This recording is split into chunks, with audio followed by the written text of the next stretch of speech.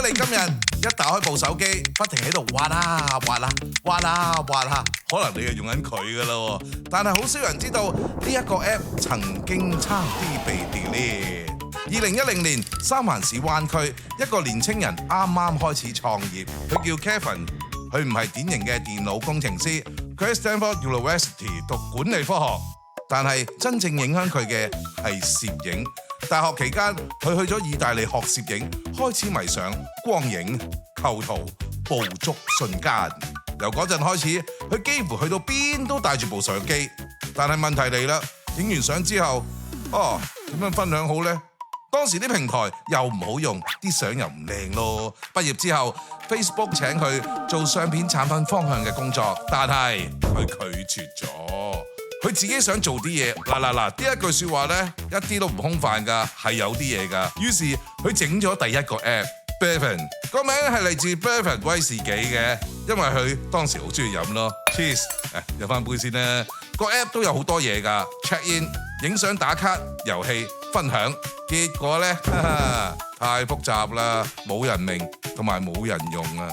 哎呀，佢喺人生最冇方向嘅時候，佢去咗灣區一個投資人嘅派對 party， 講咗自己個 idea， 結果呢，就咁攞到50萬美金嘅起動資金。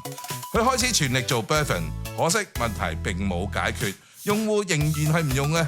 於是佢做咗一件好關鍵嘅事，停一停，諗一諗先，睇下數據咯。數據就係王啊！原來佢發現所有人只係用一樣嘢。影相。同一時間，佢同佢女朋友散心去旅行嘅期間，佢女朋友講咗句說話，Honey啊，唔係，佢係咁講嘅，我唔想出嗰啲 post 咯，因為唔靚啊。呢一句說話改變咗一切，佢即刻寫咗個 filter 嘅程式 Expo 2， 然後呢，佢做咗一個最大嘅決定，佢刪咗 Bourbon 大部分嘅功能，只係留低影相、filters 同埋分享。再揾佢拍檔阿咪，用咗8個星期時間重整咗整個 app， 用 Instant 加 Telegram， 個名叫做 Instagram。2010年10月6號正式上線，24小時有25000個 download， 一星期10萬個，一個月去到100萬個 download， 但係點都諗唔到，第一日個 server 開始頂唔住啦。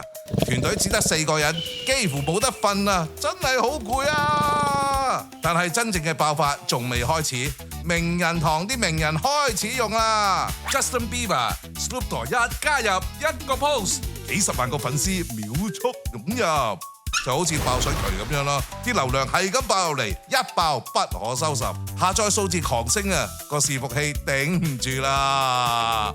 2年內1300萬個用戶，當時只有13個員工。然後呢，一個熟悉嘅名字再次出現，佢嘅法郎 Mark Zuckerberg。2012年用咗10億美元收購 Instagram， 呢一個就係最大嘅翻轉。一個曾經冇人用嘅 app 變成資產10億美元嘅公司，今日超過20億嘅用戶，每年數百億收入。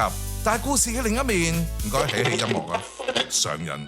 比較焦慮，一個為咗分享而生嘅商品，開始改變咗人點樣睇自己，甚至改變咗現實世界。而最不可思議，呢一切係關於一個決定 ，delete 刪除咗佢啊！如果佢當年接受 Facebook 嘅 offer， 如果佢繼續做 Bourbon， 如果佢冇帶住部相機周圍影，今日可能冇人認識呢一個名字 Instagram。有時候唔係你做多幾多，而係你有冇勇氣刪淨一啲重要嘅嘢。